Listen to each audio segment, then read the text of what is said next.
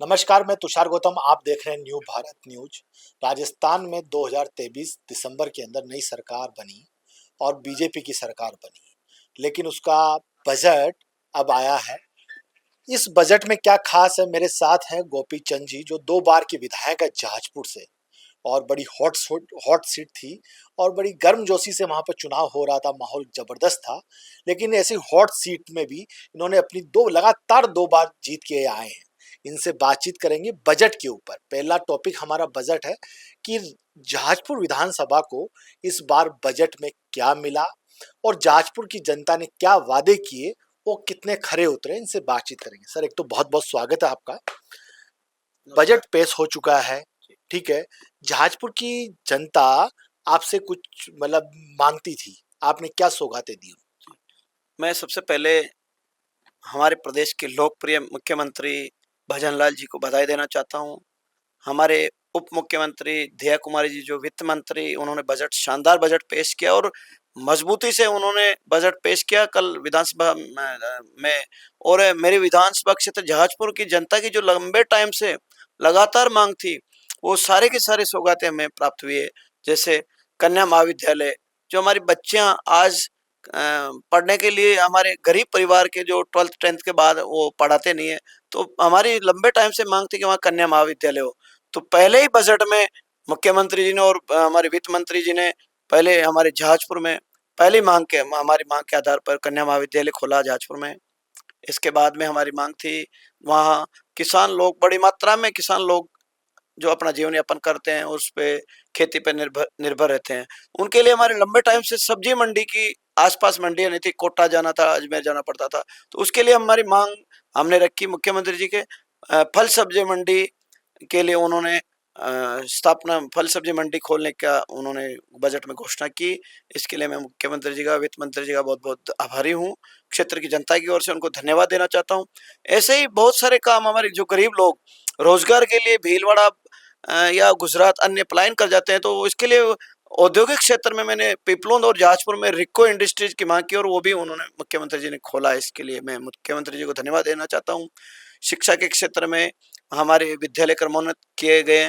हमारी सड़क इंफ्रास्ट्रक्चर, जो मूलभूत समस्याएं थी, बड़ी बड़ी सड़कें थी, उन सड़कों को भी बजट में प्रावधान करके उन्होंने, जैसे जहाजपुर नागदी बस स्टैंड नौचौक से चाउंडिया चौराहे की सड़क थी, लंबे टाइम से मांग थी, बड़ी पुलिया थी, हाई लेवल का, पूरी 15 करोड़ की पुलिया उन्होंने सैंक्शन की, बजट में शामिल करके मैं धन्यवाद देना चाहता हूँ।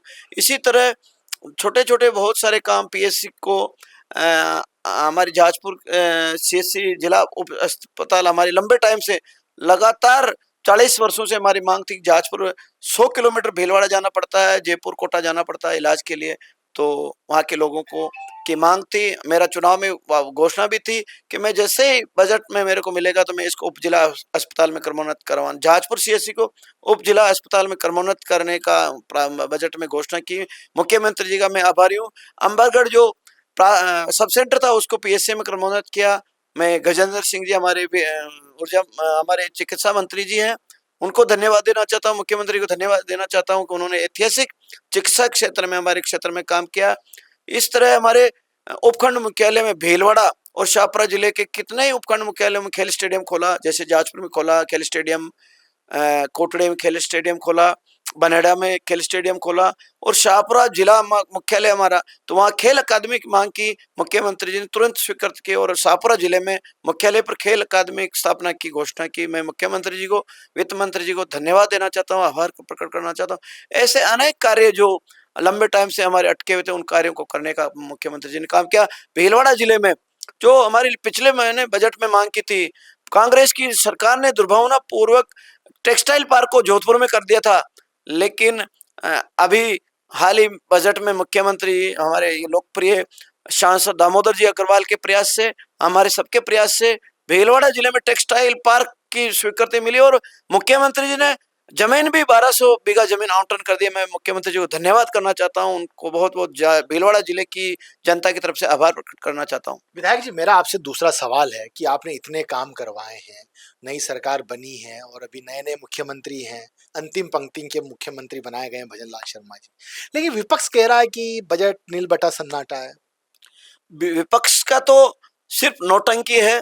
वो उन्होंने पिछले 5 साल में कुछ नहीं दिया भ्रष्टाचार में, न उन्होंने 5 साल की सरकार एक टांग पे रही। सर मुख्यमंत्री अशोक गहलोत ने पिछले 5 वर्ष में अपनी सरकार को बचाने का काम किया, इसलिए उनको ऐसा ही लगता है कि ये भी नकारा, जबकि पूरे प्रदेश की जनता ने इस बजट की सराहना की है।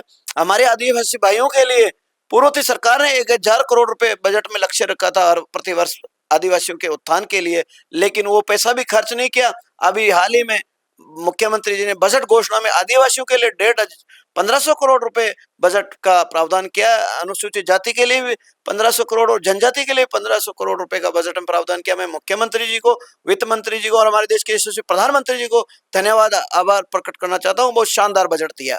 गोविंद सिंह डोटासरा विधानसभा में उछल रहे हैं, ऐसा कहा जा रहा है कि बार बार वो जवाब देते हैं सत्ता पक्ष को कि ये बजट ठीक नहीं है, जो आप कर रहे हैं ये ठीक नहीं है। अभी हाल ही में कहा उन्होंने, उनकी कांग्रेस की मीटिंग थी होटल मेरियट के अंदर, कि मंत्रियों की जासूसी चल रही है, फाइल दिल्ली मंगवाई जा रही है, ऐसे मॉनिटरिंग कर रहे हैं जासूसी। इस पर आपका क्या कहना है? ऐसा है, उनकी फितरत है डोटासरा बार बार बोलना। सामने मंत्री जी अच्छा जवाब दे रहे हैं, वित्त मंत्री जी ने शानदार वो बजट पेश किया, बार बार खड़ा होना क्योंकि उनकी फितरत ही ऐसी है। पिछले 5 सालों में उन्होंने तो कुछ किया नहीं, लेकिन हम करना चाहते हैं, हमारे वो ठीक है टिप्पणी करते हैं और स्वतंत्र रूप से हमारे मंत्रीगण, हमारे मुख्यमंत्री जी काम करें, बहुत अच्छा काम करें। आने वाले समय में बहुत शानदार रिजल्ट आएगा प्रदेश की जनता के सामने। और इन्होंने कम समय में भारतीय जनता पार्टी का जो घोषणा पत्र था उसकी इन्होंने 55% इन्होंने घोषणा पत्र की पालना की जा रही है। बहुत अच्छा शानदार काम किया, बिजली के क्षेत्र में, पानी के क्षेत्र में, चिकित्सा शिक्षा की मूलभूत समस्याओं के समाधान के लिए हमारे मुख्यमंत्री जी रात दिन मेहनत कर रहे हैं, वित्त मंत्री जी और पूरा मंत्रिमंडल बहुत अच्छा शानदार काम कर रहा। विधानसभा चुनाव के दौरान मैंने एक आपका साक्षात्कार किया था, उसके अंदर मैंने एक सवाल उठाया था कि कांग्रेस की सरकार के अंदर तो पेपर लीक माफिया पनपे, ठीक है, मतलब बेरोजगारों को रोजगार नहीं मिला, कहीं बेरोजगार तो ऐसे थे कि उन्होंने आत्महत्याएं कर ली, परीक्षाएं रद्द हो गई, परीक्षाएं पोस्टपोन्ड हो गई। मतलब ऐसे आपने देखा कितने बेरोजगारों युवाओं का भविष्य से के साथ खिलवाड़ किया, और आपने कहा भी है कि सरकार ने खिलवाड़ किया और हमारी सरकार बनेगी तो हम ऐसा नहीं होने देंगे। उसके लिए आपने अपनी तरफ से क्या प्रयास किया? देखिए, ऐसे जो पिछले 5 साल के कार्यकाल में कांग्रेस की सरकार नाकाम रही, पेपर लीक हुए और इनका कोई बंदोबस्त नहीं था। सरकारी कार्मिकों, लोक सेवकों के द्वारा भी भ्रष्टाचार किया गया, उसमें शामिल हुए गए। तो हमारे प्रदेश के मुख्यमंत्री ने जैसे सरकार बनते एसआईटी का गठन किया और अधिकतर लोगों को गिरफ्तार करके जेल में डाल दिए गए हैं और बाकी बचे हुए उनके लिए भी सरकार गंभीरता से कार्रवाई कर रही है। जो बचे हुए उन अपराधियों को भी बख्शा नहीं जाएगा, उनके खिलाफ भी कार्रवाई की जाएगी। और हमने मुख्यमंत्री जी से निवेदन किया कि बारीकी से जो गलत कार्य करने वाला, चाहे किसी भी पक्ष का हो, चाहे वो राजनेता हो या लोक सेवक हो, उनको कड़ी से कड़ी सजा मिलने का हमें प्रयास करने चाहिए। और हमारे बच्चों को सिक्योर है, वो पढ़ लिख कर इतनी मेहनत करके एग्जाम दे के वो अगर वो पेपर लीक हो जाता है, उनको वो कितने बच्चे पूर्ववर्ती सरकार में जो ऐसी घटना होने से आत्महत्याएं करनी, इनसे बचने के लिए हमें सामूहिक रूप से प्रयास करना चाहिए और सकारात्मक सोच के साथ निष्पक्ष जांच करते हुए हमें उन बच्चों को न्याय दिलाना चाहिए। विपक्ष कह रहा है जो घोषणाएं हुई है वो कभी धरातल पर नहीं आएगी बजट के अंदर। देखिए, विपक्ष तो कुछ भी कह सकता है। हमारे मुख्यमंत्री जी ने बजट घोषणा में जो काम लिए वो सारे 100% धरातल में हो गए और अधिकारियों ने उनकी टेक्निकल सैंक्शन के लिए तैयारियां कर ली गई है और बजट में प्रावधान रख के किया है। पिछली सरकार ने तो बजट में प्रावधान के अलावा भी घोषणा ही कर दी, सिर्फ घोषणाएं की, नोटंकी की है। हम हमारे मुख्यमंत्री जी ने, हमारे प्रधानमंत्री जी ने शिलान्यास भी हम ही करेंगे और उसका, उस भवन का, उस कार्य का लोकार्पण भी हमें 5 साल में करेंगे। प्रयास रचा गया है कि सीएस चीफ सेक्रेटरी ने कल, सुधांशु पंत ने एक आदेश निकाला कि जो बजट पेश किया गया है तुरंत प्रभाव से लागू। ऐसा कभी नहीं हुआ है कि ऐसा चीफ सेक्रेटरी ने तुरंत प्रभाव से लागू किया। इस पर आपका क्या कहना है? देखिए, हमारे यशस्वी मुख्यमंत्री जी के नेतृत्व में हमारे जो चीफ सेक्रेटरी है सुधांशु पंत जी इतना शानदार काम कर रहे हैं और पूरे प्रशासन को, पूरे तंत्र को एक्टिव कर दिया और तुरंत पालना करने के निर्देश दे दिए हैं और धरातल पे काम होना चालू हो गया, टेक्निकल सैंक्शन निकलना चालू हो गई और उसकी फिजिबल मौके पे वो कार्रवाई करना शुरू हो गए। बहुत जल्दी ये बजट धरातल पे सामने जनता को नजर आएगा और शानदार काम हो रहा है।